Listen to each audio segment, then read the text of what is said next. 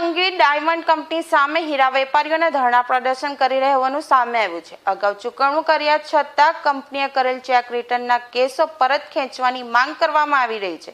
Company દ્વારા હજી 7 કરોડ રૂપિયા લેણા નીકળતા હોવાનો દાવો કરવામાં આવ્યો હતો, જ્યારે હીરા વેપારીઓના જણાવ્યા મુજબ ડાયમંડ એસોસિએશન સહિત અગ્રણીઓની અધ્યક્ષતામાં મળેલી બેઠકમાં ચૂકવણું કરી દીધું હતું। સિક્યોરિટી પેટે આપેલા ચેક રિટર્ન કરાવ્યાનો કંપની સામે હીરા વેપારીઓનો આરોપ લગાવ્યો હતો। મુખ્યમંત્રીથી લઈ તમામ વિભાગમાં હીરા વેપારીઓ દ્વારા રજૂઆત કરી છે। કંપની દ્વારા કુલ 12 કંપનીઓ સામે ચેક રિટર્નના કેસો કર્યાનો આક્ષેપ કર્યા હતા અને કંપની દ્વારા હેરાન પરેશાન કરવામાં આવી રહ્યા હોવાના પણ આક્ષેપ કર્યા હતા।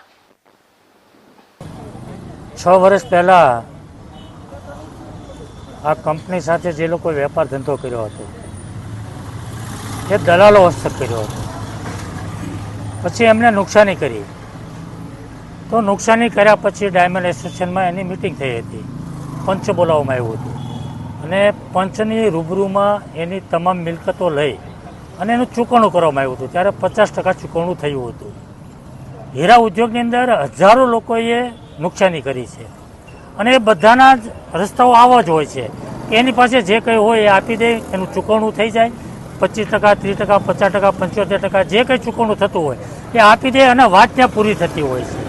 પરંતુ આ કેસની અંદર 12 લોકોએ જે વેપાર ધંધો કર્યો હતો એણે ચૂકવણું આપ્યા પછી પણ એની પાસે જે ચેક પડ્યા હતા એ ચેક ભરીને એની ઉપર પોલીસ કેસ કરવામાં આવ્યો છે।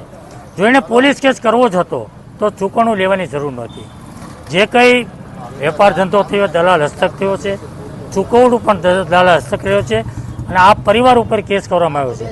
પતિ પત્ની બંને ઉપર કેસ કરવામાં આવ્યા છે, 12 પરિવાર ઉપર। તો એ બંને જો જેલમાં જાય તો અત્યારે ખાવાના ફાફા પડે છે, છોકરાઓની ફી ભરવા માટેની પૈસા નથી એ લોકો પાસે, તો બંને જો જેલમાં જાય તો છોકરાઓ રોડ પર આવી જાય, રજળી પડે। માનવતાની દ્રષ્ટિએ પણ જોઈએ, હીરા ધંધાની ચૂકવણીના જે કંઈ વાત છે એની તો છોડી દો, પણ માનવતાની દ્રષ્ટિએ પણ જોઈએ તો આ કેસમાં એને બાંધછોડ કરવી જોઈએ અને આ કેસ પરત ખેંચવા જોઈએ। આજે એ દુઃખી લોકો જે છે એ આત્મહત્યા કરવા કોશિશ કરે અથવા તો એ કંટાળીને એ મરવાનો પ્રયાસ કરે અને દુઃખી લોકો અહીંયા ઉપવાસ ઉપર બેઠા છે, તો એના દુઃખમાં ભાગી થવા માટે એને મળવા માટે આજે અહીંયા આવ્યો છું।